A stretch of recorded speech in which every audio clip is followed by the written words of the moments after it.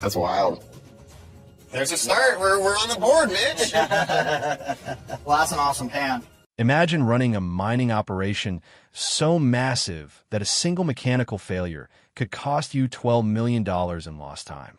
Imagine having thousands of acres under your control for wash plants running at once, and a rival right behind you closing the gap ounce by ounce. This is not fiction. This actually happened. In one of the biggest seasons in the history of placer mining television, Parker Schnabel pushed his operation past 10,000 ounces of gold, crossing $45 million in value, the largest total of his career. But the number alone does not tell the story. What tells the story is everything that almost stopped it from happening. The wildfires that crept within miles of camp. The excavator that nearly failed for good. The rival who kept saying out loud that he refused to let Parker win. Stay with me, because by the end of this video, you will understand exactly how a season that could have collapsed at a dozen different points instead became a record. Every mining season begins the same way. Machines start moving, ground gets stripped, wash plants come alive one at a time as crews get them fed with pay dirt. For Parker Schnabel, this season meant control over what has been described as the largest operation in the Yukon, a footprint spanning thousands of acres and multiple creeks, each site with its own crew, its own equipment, and its own problems. Early on, the pace was already relentless. There were no easy days built into the schedule. Every morning began with the same question. What needs to be running right now, and what is about to break? On an operation of this size, a single wrong decision about which ground to strip does not just slow down one crew. It can ripple through the entire system, because the wash plants downstream depend entirely on the material the stripping crews deliver to them. By the time the season reached its early winter push, Parker's crews were already producing serious numbers. His team had crossed close to 3,000 ounces, a total worth more than $10 million, putting him ahead of both of his closest rivals at that stage. Tony Beats, the veteran of the Klondike, often nicknamed the King of the Klondike, was trailing with a steady 2,300 ounces of his own.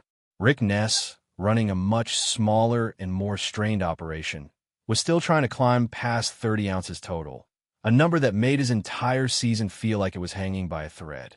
The contrast between the three operations set the tone for the rest of the year. Parker had scale. Tony had steady, grinding consistency. Rick had grit and very little room for error. Then came a threat nobody could control with machinery or money. Wildfires broke out across the Yukon, more than 90 separate fires burning across an area of roughly 250,000 acres. At Dominion Creek, the flames moved to within 3 or 4 miles of camp. For a moment, the entire season was at risk, not because of broken equipment or bad ground, but because of nature itself. Parker told his foreman, Mitch Blaschke, that the worst possible outcome would be the access roads becoming engulfed, cutting off any escape route for the crew and equipment. It was a blunt statement, but it captured the reality of mining in a place this remote. You're not just fighting for gold. You are fighting the land, the weather, and sometimes the sky itself. Rain eventually arrived and helped extinguish the worst of the fires, but the clock was still ticking on a separate deadline. A water license at one site was set to expire within 2 weeks, meaning Mitch had only days to finish sluicing an entire stockpile of pay dirt and then physically relocate a massive wash plant, nicknamed Roxanne, 25 miles down the road to a different claim. Moving heavy equipment that size across a narrow bridge in the Yukon backcountry is its own kind of engineering challenge, and it added yet another layer of pressure to an already compressed timeline. Despite the chaos, the numbers kept climbing. When the crew finally gathered for a weigh-in after the fire scare and the relocation, the totals were strong. The remaining pay from sulfur brought in just over 221 ounces. The Gold Mile cut added another 273 ounces, and the bridge cut delivered over 216 more. Altogether, that single weigh-in totaled roughly 710 ounces, worth close to $2.5 million, pushing Parker's season total past 4,200 ounces on the way toward an ambitious 10,000-ounce goal. It was proof that even after a natural disaster nearly shut down an entire creek, the operation could recover and keep producing at a record pace. As the season moved into its middle stretch, the stakes only increased. Parker was closing in on 5,000 ounces, edging toward a season worth an estimated $35 million if the pace held. Tony Beats was riding his own wave, buoyed by soaring gold prices and multiple wash plants running simultaneously at Indian River. Rick Ness, meanwhile, had returned to a site called Vegas Valley after getting his water license extended, hoping the ground that had bailed out his operation before could do it again. For each of the three mine bosses, the underlying challenge was identical even if their circumstances were completely different. You need enough open ground, feeding into enough working wash plants to keep a dirt running continuously. Stop that flow for even a few days, and the season's math falls apart. It was during this stretch that Parker suffered what was described as his worst equipment breakdown in 13 years. His crew needed a narrow 15 to 20-second window to execute a repair, and if it failed, his wash plant Roxanne could have been down for weeks, an outcome that would have cost the operation millions of dollars in lost production. The team pulled it off. When the crew met for the weekly weigh-in afterward, Roxanne herself only managed a modest 49.5 ounces, a clear sign of how much production had been lost during the crisis. But the rest of the operation picked up the slack. Dominion Creek delivered strong numbers, with one plant called Bob producing just over 147 ounces at the bridge cut, while two other plants, Lucifer and Big Red, added another 232 ounces combined at the Golden Mile. Altogether, that week brought in about $1.5 million worth of gold, a noticeable drop from the previous week's high, but still enough to push Parker past the halfway mark of his season goal. Around the same time, Tony Beats was eyeing an ambitious new target of his own, hoping a section of ground called the Corner Cut could deliver as much as $20 million in gold if it opened up the way he expected. He was already sitting on $11 million worth of gold at that point in the season, and the potential of the Corner Cut represented a chance to pull dramatically ahead.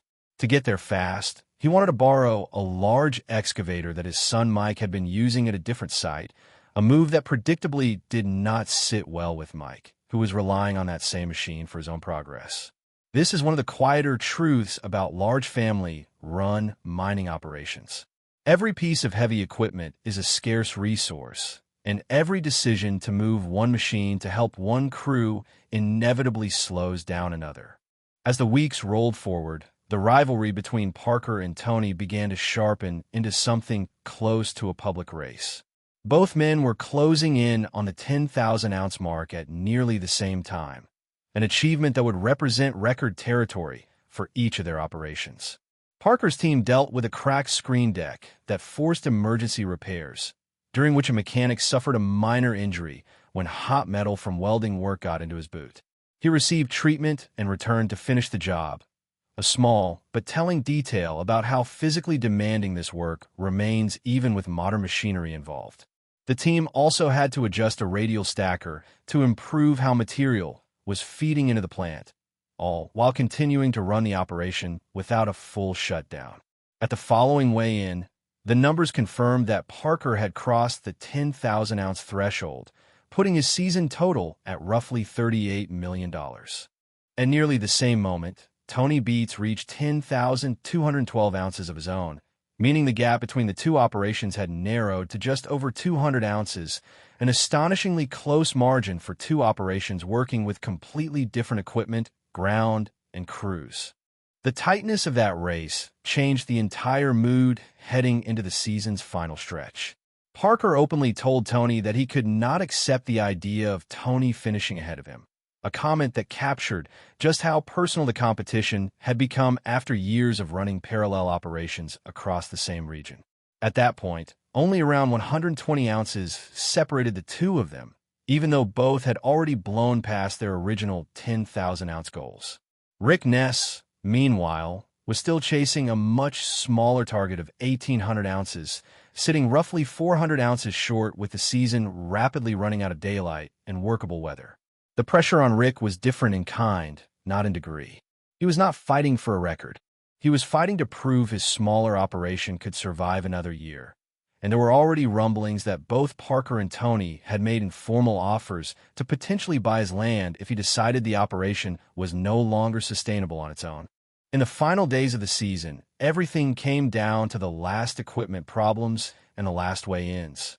Parker's crew ran into trouble when Big Red's motor needed a replacement part that was not available on site. Rather than wait for a shipment that could take days, Parker relied on his own small plane and pilot to fly out to Whitehorse and retrieve the necessary part directly, getting Big Red back online in time to keep production moving during the season's final push. Meanwhile, his foreman, Mitch, worked through the night, determined to finish his portion of the job early so he could make it home in time for his daughter's birthday, even pushing through additional equipment issues with a damaged ripper tooth on his dozer along the way. He made it home just as the season's first snowfall began to fall, a fitting and almost cinematic bookend to months of nonstop pressure. When the final weigh-in of the season arrived, the numbers told the whole story.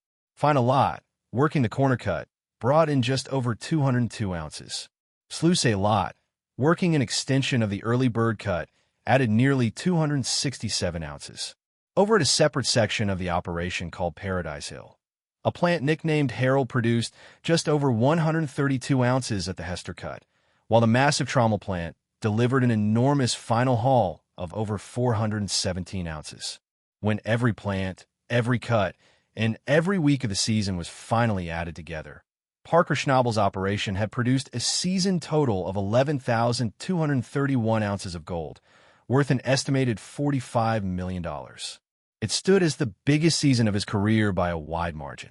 And yet, even with a record that large, Tony Beets managed to edge him out in the final tally, holding on to the title that fans and crews alike have nicknamed the King of the Klondike for another year. What makes this season worth telling is not simply the size of the numbers, impressive as they are. It is the sheer number of moments where the entire operation could have fallen apart. A wildfire that could have cut off an access road. A water license that could have expired mid-job. A 13-year record breakdown that could have shut down a wash plant for weeks. A cracked screen deck. An injured mechanic.